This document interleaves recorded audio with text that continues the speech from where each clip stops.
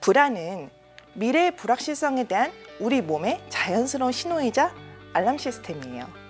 시간을 들여서 알아가야 될 친구처럼 어떻게 하면 그 순간에 불안에 압도되지 않고 적정 수준으로 유지할 수 있는지를 알면 더 지혜롭게 삶을 살아갈 수 있겠죠. 이 프로그램은 희망을 설계하는 전문가들의 은행 뱅크 오브 홉 제공입니다.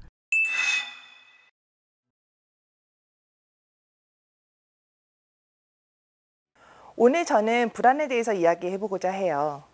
상담을 할 때 흔히 이런 이야기를 하거든요. 우울은 과거, 불안은 미래에 대한 반응이라고요. 우리는 현재를 살고 때로 과거를 생각하고 또 때로는 미래를 생각해요. 이건 너무 당연한 거예요. 그렇지만 과거만 곱씹으면서 살다 보면은 우울해지기 굉장히 쉽고요. 미래만 포커스를 맞추다 보면 불안이 너무 커져요. 저는 한국과 미국에서 불안과 관련된 사례들을 많이 봐왔어요. 특히 미국에서 유학생이 많은 학교들에서 근무를 하다 보니까 미국 학생들은 물론이고 에이션 유학생들과 심리상담 많이 해왔는데요. 그중에서 특히 에이션 유학생들은 삶 자체가 불확실성의 연속이기 때문에 더 불안할 수밖에 없어요. 예를 들어 랭귀지 배리어가 있는 경우에 당장 내 앞에 있는 사람이 내 말을 완전히 이해했는지 잘 모르겠다부터 시작해서 여기서 무사히 졸업을 할 수 있을지, 졸업 후에 어디서 직장을 잡아야 할지, 가족은 앞으로 얼마나 자주 볼 수 있을지, 혹은 미국에 남고 싶다고 해도 외국인이 나를 뽑아주는 직장이 있긴 할지, 비자 문제는 해결이 될 수 있을지, 그리고 에이션으로서 미국에 사는 게 안전할지, 이런 것들이요. 그런데 이게 유학생들의 문제이기도 하지만 여기서 자리 잡고 계신 많은 분들이 공감하실 수 있는 부분일 거예요.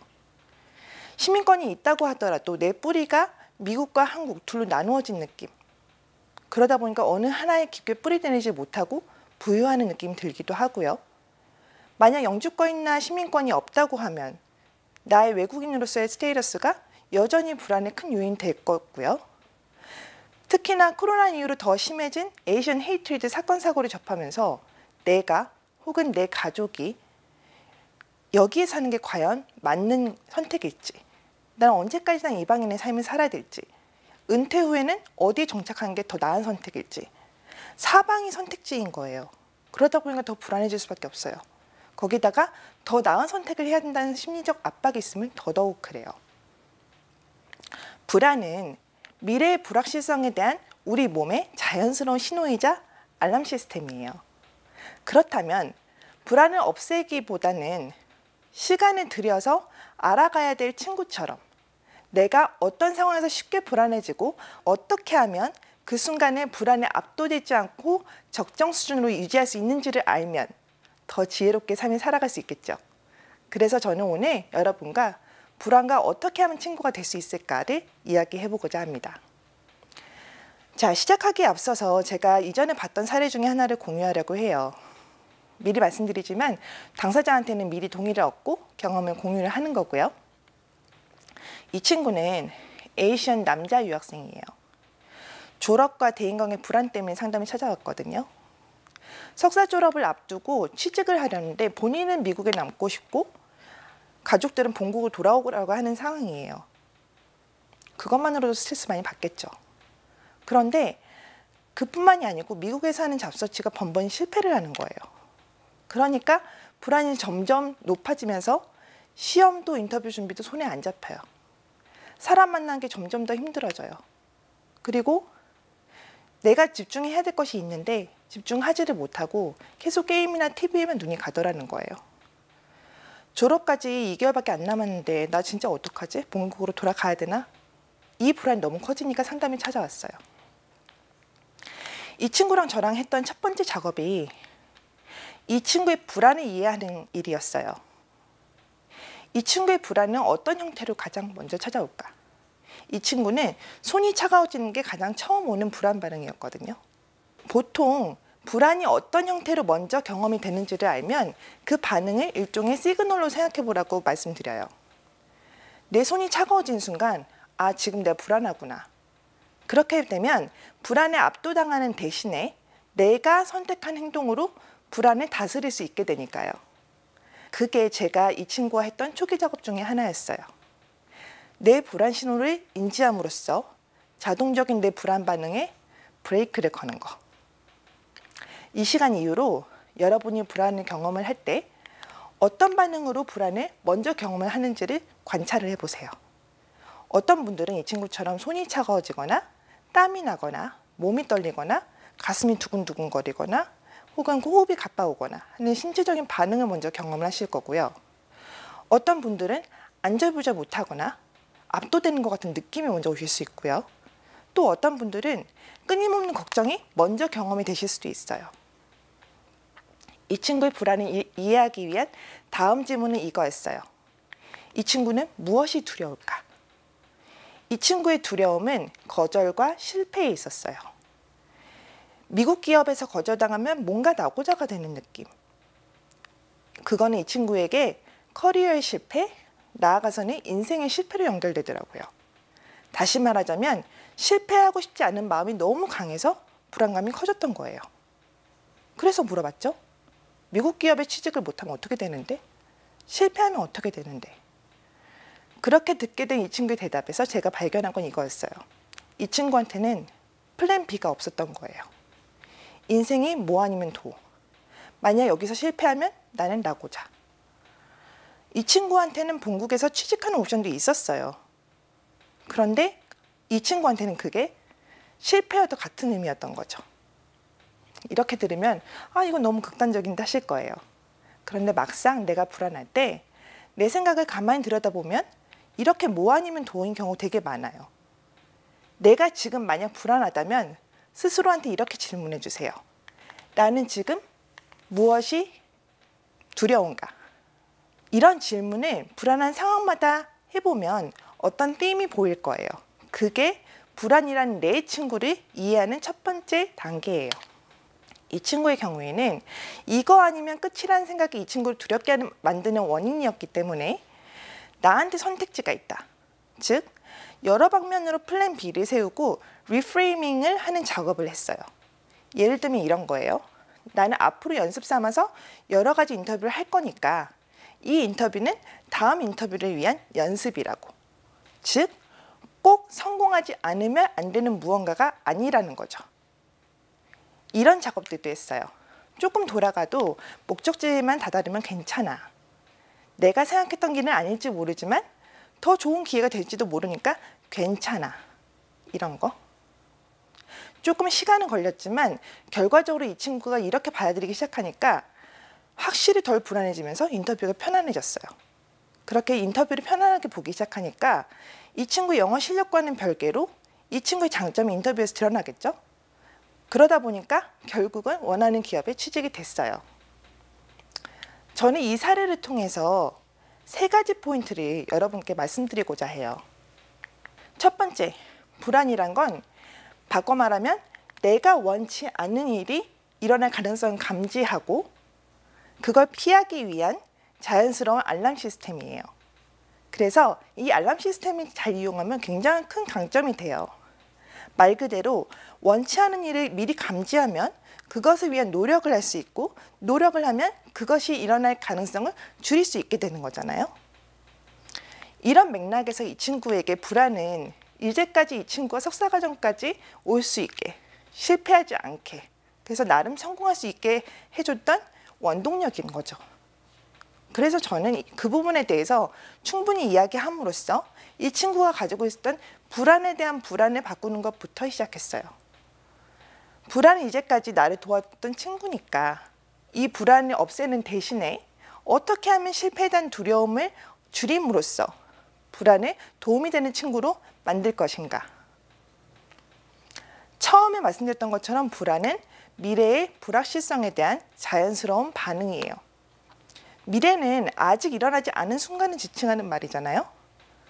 그렇기 때문에 불확실하고 그 불확실함에는 내가 원치 않은 일이 일어날 가능성도 내가 원하는 방향으로 바뀔 수 있는 무궁무진한 가능성도 함께 존재하죠.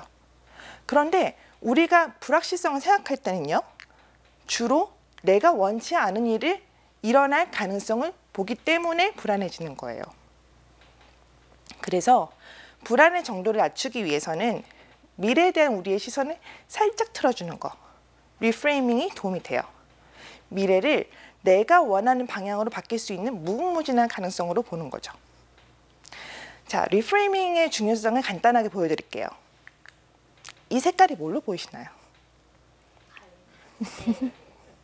브라운이죠. 근데 제가 이 색깔을 보여드리면서 이거 똥색이죠 라고 하면 순간 거부감이 들 수 있어요. 이 색깔에 대해서. 그런데 만약에 제가 이 색을 보여드리면서 초콜릿색이죠 라고 하면 이 색은 심지어 먹음직스러운 색깔이 되는 거예요. 제가 여러분의 눈 건강을 위해서 똥사진을 안 넣었어요. 그렇지만 이게 똑같은 갈색인데 이걸 어떻게 보느냐, 어떻게 표현하느냐에 따라서 우리의 반응이 달라져요. 그렇죠? 이걸 상담에 적용을 해볼게요. 이 친구의 작업에서 이렇게 구체적으로는 이렇게 했어요. 우선 유학생 신분이 가지고 있는 불확실성, 미국에 남을지 본국에 있어야 될지 모르겠다. 저는 이걸 이렇게 리프레이밍 했어요. 보통 다른 미국 친구들은 미국에 남는 옵션밖에 없는데 너는 미국에 가는 옵션과 본국에 있는 옵션 두 가지가 있구나 라고 이야기를 했어요. 인터뷰 상황도 마찬가지예요. 인터뷰가 두 개가 있지? 그렇지만 이 인터뷰는 그 다음 인터뷰를 위한 연습이야. 이렇게 리프레이밍을 했거든요. 사실 상황은 달라진 게 하나도 없어요. 그런데 이 상황은 조금 다른 관점에서, 조금은 더 긍정적인 관점에서 보기 시작하니까 이 친구한테는 자기 상황이 그냥 안 되면 끝나는, 안다면 낭떠러지가 아니라 오히려 선택지가 있어서 편안해지는 상황이 되었던 거죠. 그러니까 인터뷰를 보면서 조바심이 나서 인터뷰를 망치는 일은 줄어들게 된 거예요. 두 번째는 혼잣말의 힘이에요. 저는 이 친구와의 상담에서도 그랬지만 많은 클라이언트들한테 나에게 거는 마법의 주문, 혼잣말을 굉장히 많이 권장하고요. 실제로 많은 효과를 봐요. 여기서 혼잣말이란 내 입 밖으로 내는 말과 내 마음속으로 스스로 생각하는 것 모두를 포함해요. 혼잣말의 힘이 진짜 강력하거든요. 예를 들어서 저는 왼쪽 얼굴에 자신이 있어요. 그런데 어떤 사람이 저를 만날 때마다 너 오른쪽 얼굴이 진짜 예쁘다라고 이야기를 해요. 처음에는 뭐야 싶겠죠. 하지만 그걸 계속 듣다 보면 진짜 내 오른쪽 얼굴이 더 예쁜가? 라고 내 눈과 판단을 의심하게 되는 거예요. 그런데 혼잣말이라는 거는 이런 판단 섞인 말을 24/7 밤낮 없이 나한테 하는 것이랑 똑같아요. 그래서 내가 나에 대한 부정적인 생각을 습관적으로 한다면, 예를 들어서 나는 영어를 너무 못해. 난 꾸준히 뭘 하지를 못해. 난 매력이 없나 봐. 난 예민해. 결국 그러면 나는 그걸 믿어버리게 되는 거예요. 그러면 이거 역이용할 수도 있겠죠. 당장 내가 100% 동의하지 못하는 말이더라도 습관처럼 나한테 주문처럼 이야기를 한다면 어느샌가 스며들듯이 그 이야기를 믿게 되는 거예요. 이 정도 소통 가능하면 내 영어 실력도 괜찮은 거지. 나 정도면 성실해. 난 꽤 괜찮은 사람이야. 나는 섬세해. 그런데 잘 보세요. 사실 이것도 리프레이밍이에요. 같은 상황을 살짝 다른 각도에서 표현하는 거. 이 리프레이밍과 셀프톡을 기억하시면 나도 모르게 내가 원치 않은 방향으로 가고 있었던 내 삶의 방향을 조금은 틀어놓을 수 있는 굉장히 강력한 도구를 갖게 되시는 거예요. 그리고 한 가지 더, 리프레이밍을 도울 수 있는 강력한 혼잣말 문구가 있어요. 괜찮아. 사실 우리가 불안감이 높아질 때는 그만큼 원하는 게 분명한 경우가 많아요. 아까 그 친구는 미국에서 직장을 잡고 싶어. 이게 너무 컸기 때문에 불안감이 높아졌던 거죠. 그랬기 때문에 결국은 뭐 아니면 도식의 흑백 사고를 하게 하는데요. 이럴 때 괜찮아라는 마법의 주문을 지속적으로 해주면 그 흑백 사고에서 어느 정도 회색지대가 생겨나면서 그게 결국 불안의 정도를 낮춰주는 결과를 가져와요. 원하는 게 분명한 건 좋은 게 아닌가요? 뭐 일반적으로는 그렇죠. 그런데 이 불안이라는 친구가 재밌는 게요. 적절하게 있을 때는 정말 좋은 동기가 되는데 좀 넘친다 싶으면 오히려 동기를 깎아먹는 역효과가 나요. 너무 불안해서 일이 안 잡히는 그런 경우요. 이럴 때는 괜찮아라는 말로 내 마음에 어느 정도 회색지대, 숨구멍을 만들어주는 게 정말 크게 도움이 돼요. 세 번째는 걱정을 어떻게 줄일 수 있을까에 대한 부분이에요. 왜 사람들은 걱정을 할까요?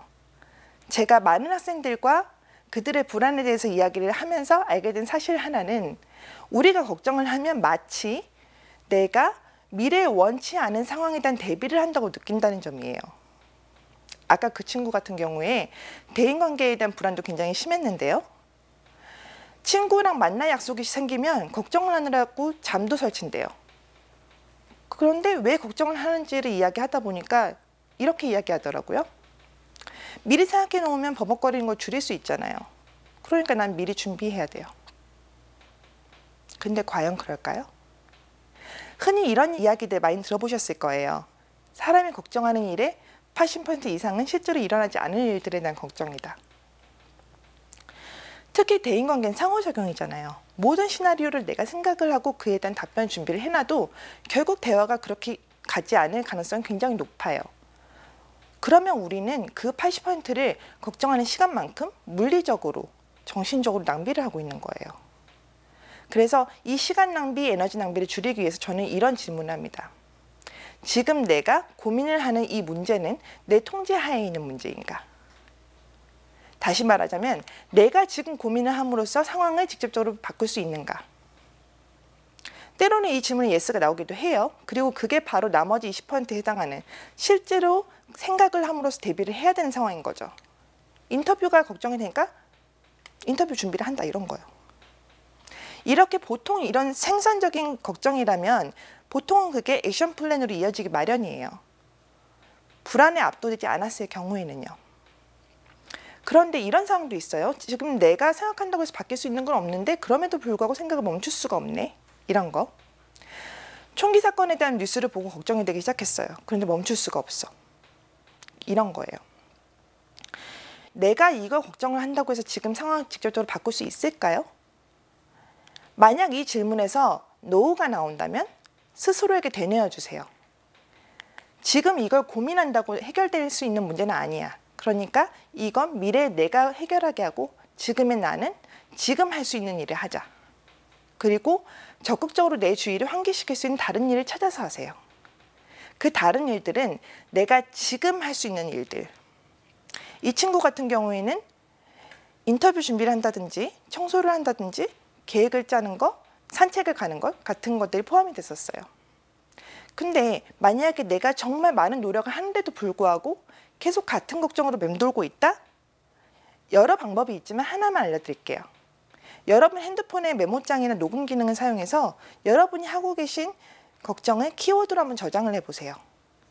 많은 경우에 그 걱정들은 그 순간에는 엄청난 일로 느껴지는데 키워드를 적어놓고 조금 지난 후에 보면 그 키워드 중 상당 부분이 별로 의미 없는 걱정이었던 걸 깨닫는 경우가 많아요.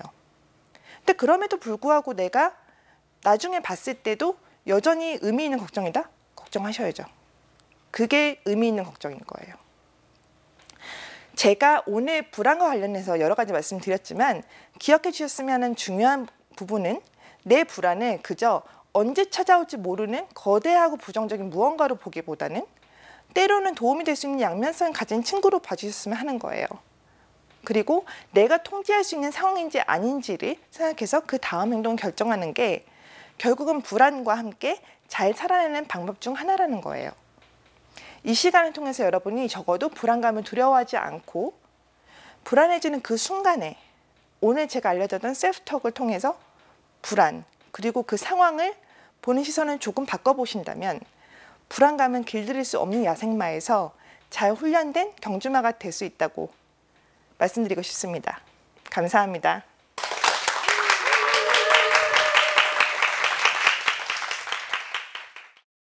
이 프로그램은 희망을 설계하는 전문가들의 은행 뱅크 오브 홉 제공이었습니다.